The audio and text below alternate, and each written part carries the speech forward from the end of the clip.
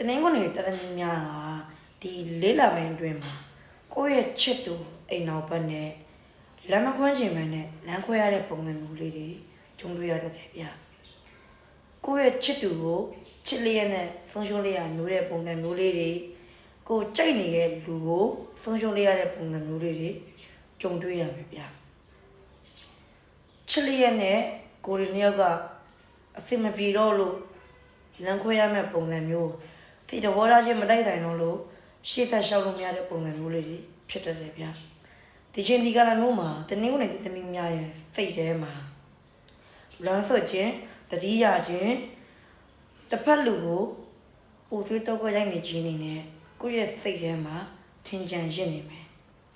သူနဲ့တူလုပ်ခဲ့မှုတဲ့အရာတွေကိုဒီချင်းဒီကလာမျိုးမှာကိုတယောက်တည်းထထလဲလဲလုပ်နေမိလိမ့်မယ်သူနဲ့တူတွားခဲ့မှုတဲ့နေရာတွေအဲ့လိုနေရာတွေကိုတယောက်တည်းတွားနေမိမယ်သူနဲ့အမတ်တရပုံရိပ်တွေကိုကိုယ့်ရဲ့ခေါင်းထဲမှာပြန်မြင်အောင်မိနေမယ်ဗျသူနဲ့သူရှိခဲ့မှုတဲ့နေရာတွေဒီအချိန်ဒီနေရာလေးမှာသူနဲ့အတူဒီလိုမျိုးလေးတွေလုပ်ခဲ့ပါလားဆိုပြီးတော့ကိုယ့်ရဲ့အတွေးတွေထဲမှာအတွေးတွေထဲမှာသူနဲ့အမတ်တရားတွေကိုပြန်ပြီးတော့ပုံဖော်ကြည့်နေမယ်ပြန်ပြီးတော့တတိယနေမယ်စိတ်တွေနဲ့ကိုဆွေးနေမယ်ပေါ့ဗျာအမြဲတမ်းသူ့တတိယနေရဲ့စိတ်တွေသူ့လွမ်းနေရဲ့စိတ်တွေတပွားပွားဖြစ်နေလိမ့်မယ်အခုဒီစိတ်အစဉ်ပြေနိုင်သေးဘူး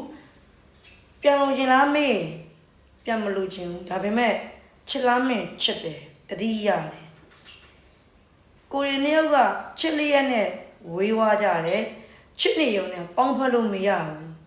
အဲ့လိုဖြစ်နေတဲ့အတွက်ကြောင့်မို့လို့ကိုရီနှစ်ယောက်ကလမ်းခွဲလိုက်ခြင်းဖြစ်တယ်ဒါကြောင့်မို့လို့ဒီတနင်္ဂနွေတမီများကိုကျွန်တော်ပြောချင်တာကတော့စိတ်မပူပါနဲ့ဒီဖြစ်ပေါ်နေတဲ့လေးလက်ပိုင်းလိုကာလမျိုးကြော်သွားလို့ရှိရင်အရာအလုံးကောင်းမွန်လာပါလိမ့်မယ်အရာအလုံးပုံမှန်နေသားကြပြီးတော့ကိုပြန်ပြီးတော့